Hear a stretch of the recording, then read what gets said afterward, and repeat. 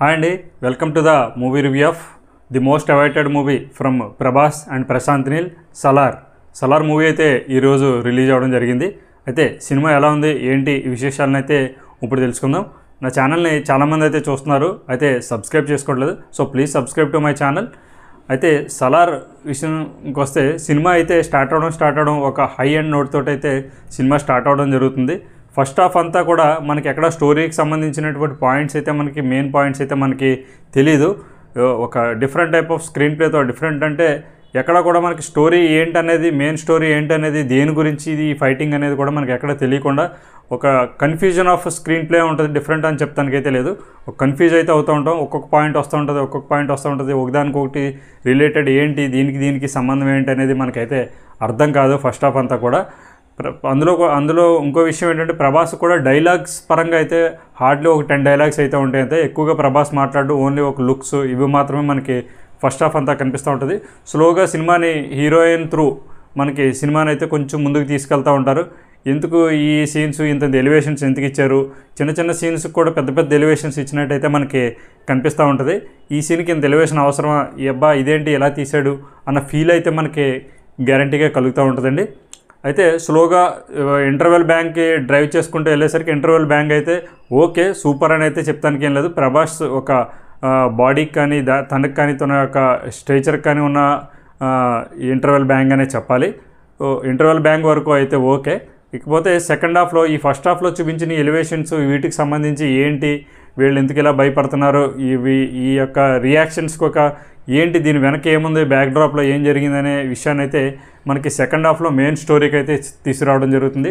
ఇక్కడ మనకి different types of characters కానీ వీళ్ళందరూ కూడా రివీల్ అవుతుంది జరుగుతుంది. సెకండ్ హాఫ్ అంతా ఒక స్టోరీ, మెయిన్ స్టోరీ ఒక ట్రైబ్కి సంబంధించినటువంటి ఒక స్టోరీని అయితే మనకి ప్రశాంత్ నీల్ అయితే చూపించాడు. ఈ మధ్యకాలంలో ఒక ట్రైబ్కి సంబంధించిన స్టోరీ కూడా మనకి తెలుగులో రావడం జరిగింది. ఆ సినిమా ఏంటన్నది మీరు ఈ సినిమా చూసి ఉంటే కనుక ఆ సినిమాకి రిలేట్ అయిన స్టోరీ ఏంటన్నది మీరు కామెంట్ సెక్షన్లో అయితే కామెంట్ చేయండి. ఇకపోతే సెకండ్ హాఫ్ వచ్చేసరికి సెకండ్ హాఫ్ అంతా మెయిన్ స్టోరీని తీసుకెళ్తూ ఉంటుంది. ఒక రాజ్యం కోసం ఇంతమంది ఫైట్ చేస్తూ ఉంటారు, ఒక సీటు కోసం ఇంతమంది ఫైట్ చేయడం. మనకి కేజీఎఫ్లో ఎక్కడో కేజీఎఫ్ కూడా మనకి మైండ్లో తిరుగుతూనే ఉంటుంది. ఒక పక్కంట కూడా కేజీఎఫ్ రన్ త్రూ అవుతూనే ఉంటుంది. ఎందుకంటే ట్రైలర్ చూసిన ప్రతి ఒక్కళ్ళు కూడా కేజీఎఫ్లా ఉంది కదా ఒక డార్క్ టైప్ ఆఫ్ స్క్రీన్ కానీ ఇవి కానీ మనకి చాలామంది చూసిన వాళ్ళు అదే అనుకున్నారు. కాకపోతే స్టోరీ వైజ్ సిమిలర్ అయితే చెప్తాను కావద్దు, కానీ core point of the story అయితే అలానే ఉంది. ఏదో ఒక పాయింట్ ఆఫ్ ప్లేస్ని తీసుకోవడం, ఆ ప్లేస్ కోసం ఒక 5-6 విలన్స్ ఫైట్ చేయడం, ఆ కుర్చీ కోసం ఫైట్ చేయడం అన్న దాన్ని అయితే మనకి మెయిన్ థీమ్గా అయితే ఈ స్టోరీలో తీసుకోవడం జరిగింది. కోర్ ఆఫ్ ది స్టోరీ అయితే అదేనే చెప్పాలి.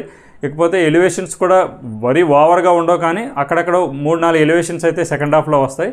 అవి కూడా చాలా బాగున్నాయి. కాకపోతే మనకి స్టోరీ చూస్తే edge of the seat scenes కానీ అబ్బా ఏముంది అన్న పెద్దగా ట్విస్ట్లు అయితే మనకు అనిపించవు. ఇకపోతే సెకండ్ హాఫ్ని ఎండ్ చేసిన విధానం అయితే సెకండ్ పార్ట్కి వీళ్ళు వెళ్దారనుకున్నారు కాబట్టి సెకండ్ పార్ట్ ఎండ్ చేసిన విధానం బాగానే ఉందని చెప్పాలి. ఎందుకంటే నెక్స్ట్ సెకండ్ పార్ట్ ఉంటుంది కాబట్టి సెకండ్ హాఫ్ని కూడా అలాగే ఎండ్ చేసుకుంటూ వచ్చారు. ఎండ్ చేసిన విధానం అయితే బాగుంది. కాకపోతే మనం అంత ఎగ్జైటింగ్గా 1 టైం అయితే ఎక్కువనే చెప్పాలి. సినిమాకి పెద్దగా మనం ఎగ్జైట్ అయిపోయి చూసేసి అంత సినిమా అయితే కాదని నా అభిప్రాయం. ఇకపోతే యాక్టర్స్ పెర్ఫార్మెన్స్కి వచ్చేసరికి ప్రభాస్ యాజ్ యూజువల్గా తన బాడీతోనే సినిమాను ముందుకు నడిపారని చెప్పాలి. తన బాడీకి తగ్గట్టుగా తన స్ట్రేచర్కి తగ్గట్టుగా ఉన్న మూవీ అయితే ప్రశాంత్ నీల్ అయితే వాడుకున్నాడు. కాకపోతే స్టోరీ పరంగా అయితే తను వాడుకోలేదని చెప్పాలి.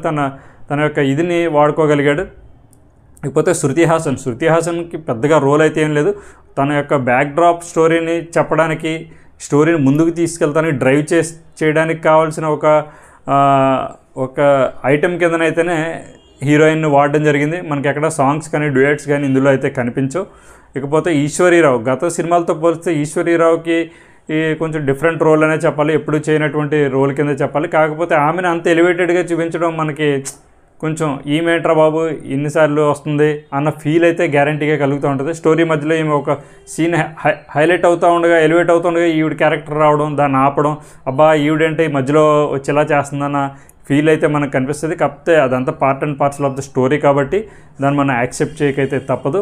ఇకపోతే జగపతి బాబు క్యారెక్టర్ కూడా చాలా బాగుంది. జగపతి బాబు ఉన్నంతసేపు ఆయన క్యారెక్టర్ వరకు ఆయన బాగానే అని చెప్పాలి. ఇకపోతే మెయిన్ రోల్లో పోషించినటువంటి మలయాళం యాక్టర్ పృథ్వీరాజ్ క్యారెక్టర్ కూడా చాలా బాగుంది. తనకి ఇచ్చిన క్యారెక్టర్ని తను న్యాయం చేశాడనే చెప్పాలి.